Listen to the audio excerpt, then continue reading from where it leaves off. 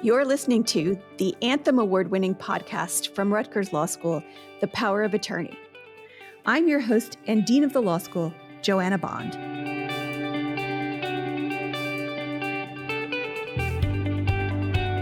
I am joined today by our SBA Presidents, that's the Student Bar Association Presidents, in both Camden and Newark. Their names are Emma Roth and Dan Altomare. Thank you so much, Emma and Dan, for joining us today. Thank you for having us. So I want to talk a little bit about your story. Can you both take a few minutes and tell me what your origin story is? Absolutely. Do you want to start, Dan? Sure, I can start. I think I'm older, so I can go first. So I'm actually originally from San Diego, and I grew up there and lived there for my first 18 years of life. Then I went to the University of Arizona, and lived there in Tucson for 5 years, because I'm a scholar.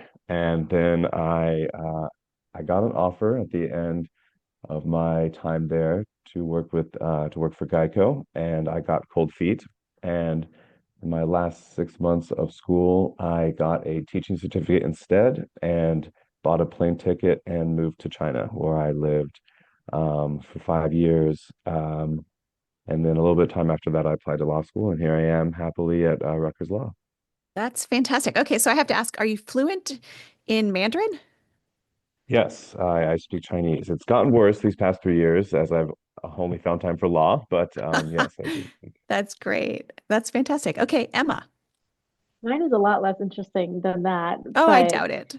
I grew up in South Jersey, in Cherry Hill, and I left Cherry Hill when I graduated high school and went to Maryland at Towson University, where I studied business administration with a concentration in legal studies. And I loved Towson. I had an amazing experience. Um, and I knew when I was in college and even in high school that I wanted to pursue law school. So it was kind of a straight jump for me. I was worried that if I took a break, I would never go back. So I decided to just go straight through. And it's great. I love being back in Jersey, and I'm really excited to be finishing up law school. That is fantastic. So let me just ask, Emma, when you think back to your high school self, what was it about the law back then that interested you? I've always had a very strong pull towards advocacy. I always found myself being the one to, speak up about an injustice or speak my mind about um, any policy issues going on at my high school, and just trying to be a voice, and let my voice be heard. And I think that that was very appealing in terms of law school, because it's full of very like-minded individuals. Right, right. Well, that's great. Thank you. Uh, okay. Do you have any questions for me? Yeah, what brought you to law school, Dean Bond, if that's all right? Oh, yeah. Happy to answer that. I grew up sort of rooting for the underdog, and so I was always uh, advocating for, like Emma, advocating for others. And really, it was in college when I took a class on civil rights law that I realized how useful the law can be in terms of shaping society and creating legal norms. And so I realized that the law was a really powerful tool to create a just society. And so that's really what drove me to law school. And I was very interested in women's rights and civil rights. And I looked around for law schools that had people who were teaching feminist legal theory, and that's really one of the things that drove me to law school. And I had an interest all through law school in doing women's rights work, and eventually that shifted from domestic women's rights work to international women's rights work. But that's what I found most motivating was the idea that law could be a really helpful vehicle for social change. I have a follow-up to that, if that's all right, Dean Bond. It's Yeah. about your favorite classes. Did you have any international law classes when you were in law school, or did you have a completely different favorite class? Well, I didn't actually take international human rights law in law school, but I took a lot of classes that anything I could find really in gender and law, and my my one of my favorite classes was a jurisprudence class actually that was taught by a professor named John Powell, who was really my first introduction to critical race theory, and he was such an inspiration that I pretty much signed up for every class he was teaching, and it was really a phenomenal experience. I have a So let me. question. Oh, okay, go Oh, ahead, sorry. Emma. Go ahead. I have a question for Dean Bond and Dan. Um, Looking back, what would you tell your first year self about surviving in law school That is such a good and question. thriving? Yeah, that's a great question. I I think I would. I think I would reassure myself that this was something I could do. I started in my first year with a lot of self-doubt, and I think by my second year in law school, I had figured out that this was something that I really wanted to do, and it was an environment in which I could thrive. But I think I would tell my first year self not to sweat the small stuff so much, and have the confidence to know that I can really thrive in this arena. How about you, Dan? Yeah, that is a tough one. I think I got really good advice right before I mean, I don't know about you too. I got so much advice about law school, like from everyone. Everyone had an opinion, even though very few of them had actually gone to law school. But I did, one of the few lawyers I knew before I came to law school did give me good advice. And he said, don't do anything special to prepare for law school. And in fact, relax and like go to the beach and read a non-law book. And I definitely think that is good advice. And I did do that to an extent, but I wish I had leaned into relaxing more, because law school, at least for me, has been like a marathon. And then in 1L themselves, like I had, to be like completely frank, I had like extreme anxiety in between fall and spring, waiting for my grades to come back. I don't think I was alone there. I to the point where I had like physical stomach pains at one point. And it was fine. Like, I don't have straight A's, but I have pretty good grades and it's fine. Like um it's yeah, it's like it's not that big a deal unless you really bombed all your tests, in which case you probably had an idea that you bombed your tests. I think in general you're going to be all right, and that's what I would tell myself. Yeah, that's good advice. That's good advice. Okay, so let me ask you two. What do you find most exciting about the law? What are there specific areas in the law that really excite you? I really enjoy criminal law, and it's not something that I thought I would enjoy when I was entering law school. I kind of went in thinking that I was going to be interested in more transactional work, but I really did take an interest in criminal law. And I think another area of law that really is exciting to me, but I don't know if I'll ever venture into, is medical malpractice. Mhm. I think that's so fascinating, and I would be interested in taking classes on it because I think that it's so relevant, especially with new technology in medicine.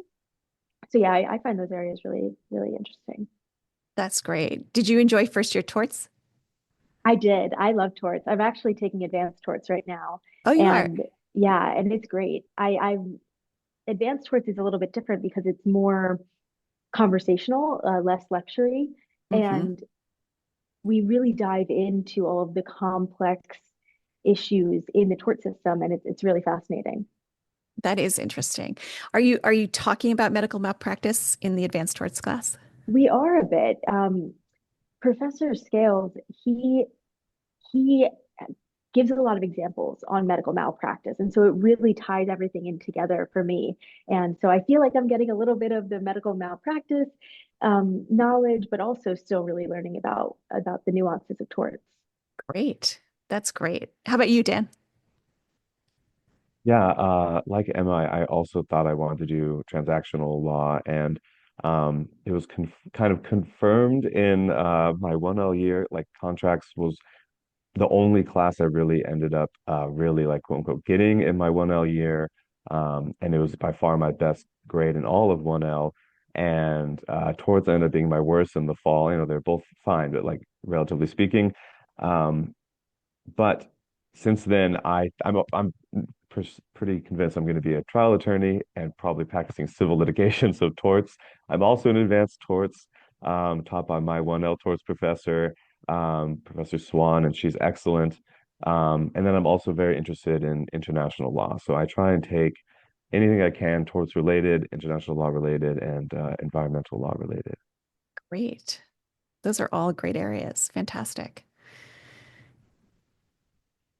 And let's see, what has been the most important thing that you learned at Rutgers so far? Um, I can try and answer that. That's tough. I've learned because I've learned so many things at Rutgers. There are so like honestly like every kind of experience related to the law can be found at Rutgers. And I came into law school knowing nothing about the law. I didn't think I would ever study law until right before I decided I would. So everything has been new, but if I had to pick one thing, maybe it would be the cliche thing, but the thinking like a lawyer, because that kind of permeates everything. But um, truly critical analysis and then being able to communicate that in detail, um, with my oral advocacy, but even more importantly, what really developed is my writing skills. That has probably got to be what I learned the most in law school. And obviously, I am going to practice law, I hope. But I think it is kind of a transferable skill. I realized I always thought of myself as a critical thinker, but before coming to law school, before coming to Rutgers, I realized that there's like a whole nother level of critical thinking and really detailed analysis that you get taught how to do here. Absolutely. And your writing skills and your oral advocacy skills, those really are transferable skills and you're going to use them no matter what. Even if you decided tomorrow that you didn't want to practice law, that writing ability, the fact that you have honed that at law school is going to be very helpful no matter what you end up doing. So I think that that's really an invaluable skill that we teach. How about you, Emma? For me, I think the most important thing that I've learned at Rutgers is how to be a zealous advocate. I think that Rutgers specifically takes a lot of time and effort to teach methods and strategy and techniques that will serve you regardless if you're going to be a litigator or not. And that's why trial advocacy was my favorite class by far in law school because it was an opportunity to test things out without the risk of an actual client facing any backlash. So it was really an amazing opportunity for me to learn not only the skills, but also how to incorporate the knowledge into that, like rules of evidence and um, everything like that. It was a really eye-opening experience for me. And I think it's easily one of the most important things I've learned. That's wonderful. I completely agree. I mean, I think a lot of people come to law school because they envision themselves in a courtroom and we provide those opportunities to really step into the shoes of a lawyer and try it out, whether it's a trial ad or in a clinic or an externship. Those are fantastic opportunities. And I always encourage students to take advantage of those experiential opportunities where you really can, as you put it, test things out and see for yourself what you enjoy, what you're good at, what you need more work on. It's such a great opportunity in law school. So kudos to you for taking advantage of that. I have a question for you, Dean Bond. How about the most rewarding aspect of your role as a dean? Is it fair to say that there are things to be learned as dean, or is this like a perfect or is this has the learning stopped? The learning has definitely not stopped. I will say that. There are a lot of things I love about my job, and one of them is interacting with students like you guys. I mean, I get to do that fairly regularly at events and meetings and things like that. But because my role is fairly all consuming, I'm not in the classroom this year, and so I miss that kind of day-to-day contact with students, but I love getting to know you all as students in the kind of co-curricular spaces where I interact with students. And then the other thing I say all the time, and it's truly genuine, is I love interacting with our alumni too. Rutgers Law School has phenomenal alums, and they care deeply about the institution. They care about the students. They ask me all the time, what are students concerned about? What's on the minds of students? And they really want to give back. And so a lot of them do that through mentoring programs, sometimes through adjunct teaching at the law school, sometimes through financial contributions and scholarships. But there's really a great energy that comes from our alumni community. And so I love every chance I get to interact with the alums. It's really just a fantastic group of folks. So those are two of my favorite parts of the job.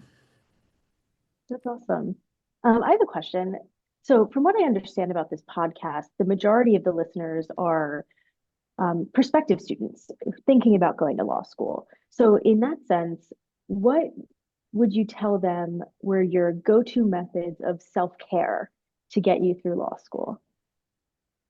Ah, that's such a great question. I'm a huge proponent of self-care, and we talk a lot about what students need in terms of mental health and work-life balance. I think students nowadays are much more attuned to those issues than when I was in school. But I think I sort of knew intuitively that I needed that. And so I'll tell you what I did during my first year of law school, which is not the solution for everybody, I'm sure. But I got a puppy and I loved it. It was fantastic. So I went to the pound, I adopted a puppy, and she was really a fantastic reminder that I couldn't be consumed by law school, that I had responsibilities to take care of her and take her for walks, and so it got me out of the library on a regular basis, and it was just a really really nice thing to have a companion to go through law school with. So uh, I think that just paying attention to what your needs are outside of law school, whether it's a dog or the surrounding yourself with peers that you can count on and rely on when you're having a bad day or when you're celebrating your successes. It's just really important to have people in your life and in your community who you can depend on. So in my case, I had that, but I also had a dog in my life that was a wonderful companion. So I do recommend that, but I realize it's not for everyone. Yeah, I feel very strongly about that, in the same sense that it's really important to have a strong support system. I spoke about this to the incoming 1Ls during their orientation, that I heard a lot of advice before law school, like you were saying, Dan, about, oh, you're going to be like in the library nonstop. You're not going to see your friends for 3 years. And I really found myself leaning on my friends and my support system. And I thought I was going to be completely isolated, but it turns out like I really needed them. And it was really nice to not shut them out. And I urged the 1Ls at the time to hold on to their friendships and put work into them, even though you have a lot going on. It's important. Absolutely. That's great advice. I'm so glad you're communicating that to our prospective students. That's fantastic. Yeah, I couldn't agree more with that too. I do wish I could fit a puppy in my dorm room, but I definitely have been also leaning on as many supports as possible. I think that is really good advice. I have another question.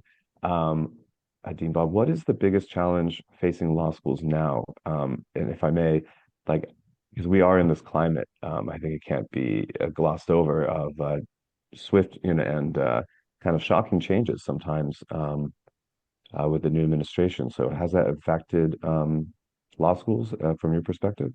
Absolutely. I mean, in dramatic ways. And if you'd asked me that question a few months ago, the answer probably would have been different. There were challenges then too, but they were different challenges. And now trying to figure out what the path forward looks like is a challenge, and it's unfolding daily, as you know.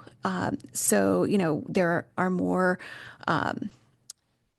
policy initiatives and executive orders coming out of the White House that affect higher ed. Uh, and that is against a backdrop of, I think, what is unfortunately some widespread skepticism about higher education and the utility of it. And so that makes me sad, just because I've always been a proponent of the power of higher education, to to be a real source of mobility, social mobility. And so I think that the fact that there is this, in my view, unwarranted skepticism about the power of higher education is really kind of a sad statement about where things are. But then that's the backdrop, and then you have these more acute issues that are sort of coming to us on a daily basis, and that involves some restrictions on funding, federal funding for certain projects and things like that. But also, things as mundane as the NIH cap on F&A, which is sort of the overhead expenses that a lot of schools, not just law schools, but in a lot of cases, med schools who are getting grants from NIH, they have a certain percentage of those grants that go towards overhead expenses, and NIH has now capped those at 15%. So that's a really dramatic funding cut for a huge range of universities. And we're going to, even though we as the law school don't have NIH grants per se, we're still going to feel the trickle down effects of that. So it's a very dynamic landscape right now, as I know but that absolutely has to be the biggest challenge that we're facing today. And I know you mentioned it's dynamic. Is there any, like, standing here now in the middle of the storm, so to speak, is there any way that we can incorporate this into actionable advice, or is it kind of an impractical thing to think about for prospective students, especially sometimes the law school process is like a 2-year process or a whole year in advance process. Well, is there any kind of advice you could give like that? Yeah, that's a great question. I mean, uh, one thing that's important to keep in mind is that we've been through challenging policy environments before. We will survive. We will fight the good fight and come out the other side. But I would encourage you to think about law school. It's a really great way to influence national policy, to sort of have a say in the direction of this country. And even at the state and local level, we need good lawyers everywhere. So now is actually a great time to go to law school, I think. If you share the sense that law can be a powerful tool, and a powerful influence on society. So I would end with that hopeful note. So, on that note, what are the strengths of Rutgers law specifically that people might not know about? Well, there are a lot. I mean, I can talk a little bit about the kinds of things that drew me to Rutgers Law School. I'm still a relatively new dean. I came here about 18 months ago, and one of the things that attracted me was Rutgers' longstanding investment in um, fostering a rich diversity of students. And so, Rutgers has a high number of first gen students. It has a really high rate percentage of diverse students in its student body. On the Newark campus, this year is the first year that we are a majority minority campus. And it's that kind of investment in diversity that I really value. And the minority student program has been in existence now over 50 years in Newark and since 2016 in Camden. And that is a hallmark program of the law school. And it's one that I think should be a national model. It's a program in which, we have intentionally developed pipelines for students from communities that are underrepresented in the law. And we have not only established these pipelines to get students to come to law school, but then we've designed an entire program around supporting those students once they get here. So the MSP program, or our minority student program, on both campuses is open to everyone. It's a post-admissions program that's open to all, but it really does create an intentional community to foster a sense of belonging in all of our students. And the early investment in this program is something that I was so impressed with when I was looking around at law schools. And I continue to be impressed with that program day in and day out. It's really just a phenomenal program. So that's one of the things that is certainly a strength of Rutgers Law School that some people may know about, others may not. And then I have to give a shout out to our faculty too. We have an extraordinary faculty here at Rutgers Law School. Our I knew that coming in, but it's been underscored over and over again for me since I've been here, and it's really extraordinary to me. Our faculty are really thought leaders in their area of expertise. And so they're engaged not just in writing really engaging law review articles, they're also engaged in testifying before Congress about various issues and within their areas of expertise and writing amicus briefs to the courts. And so it's not as though they're just producing scholarship that other scholars will read. They're very engaged in kind of pushing the envelope as far as policy, as far as law and policy goes. So really an incredible faculty, and they're so talented in the classroom. I hope that you all have had that experience. I continue to be so impressed with our faculty. So I think it's really an extraordinary place to get an education and to find community. Yeah, I really agree. Our faculty are excellent, and I do regret all the time that I didn't join MSP. I think it's a incredible program. It really is. Okay, let me ask you a question. Let's see. How do you, um, well, let me ask you about your SBA experience. You both have experience now as Student Bar Association presidents and in other student organizations too. How do you think those and other extracurricular activities have shaped your law school experience? Yeah, I could start. I think it has had a really big impact on my experience. I've been part of the SBA for 3 years now. So I started as a 1L rep, and then for 2L, I was the vice president, and now I'm the president. And it has given me an opportunity not only to meet more students and to become more engaged with the student body, but to truly leave a legacy and make change. And I think that's been really exciting, to not feel like a cog in the wheel, so to say, and to feel like I can really make an impact. And that's the same with other student organizations and even being on a journal. I feel like the work that I'm doing is meaningful. It's going to be read. It's going to be heard. And so I think it's made going to law school feel a little bit more fulfilling. That's wonderful. That's so great to hear. How about you, Dan? Yeah, I do want to echo what Emma said about how it's fulfilling and well, yeah, a lot. It's being a member of SBA has been a huge part of my life here as a 3L.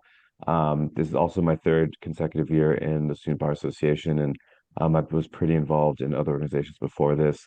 I think in addition to what Emma mentioned, probably the biggest thing it's done is it really has connected me with all sorts of groups. Not just like I feel like I know this isn't true, but I feel like I've met every student on the Newark campus. Emma and I got to meet in person recently. I engage with the Alumni Association board frequently. I'm engaged with almost every dean. I have met the chancellor. And I just you get your hands and fingers on the complete like pulse of the student body and everything that's going on. And I feel like in addition to real advocacy skills which I've developed, like there's been real I think there's a difference between like knowing and practice, right? Or knowing and experience. And sometimes it's the little things, like just literally procedure of how to do things, how to craft a message, how to find a tone, how to organize people. Um, and all of that, in addition to, I think probably the biggest thing would be just all the opportunities it's opened up for me personally, and hopefully, I know I've made an effort, but I don't know how it's paid off, but hopefully connecting those opportunities with as many students as possible, because there is so much here at Rutgers Law, truly, truly, and the more we can connect each other to all these opportunities, the greater experience we can all have. That's great. Well said. And so I know you both have been very involved in the SBA. Are you going to miss it when you graduate, or are you ready to sort of pass the torch? I think I'm Be honest, Emma. definitely I think I'm definitely ready to pass the torch. I know that there are so many other people who are so ready to take on this role and are so passionate. Um, but I haven't really enjoyed my time, but I think I will look back very fondly of it. But I am looking forward to seeing my my work kind of come to fruition. Because sometimes when you make when you propose change, you won't get to see it.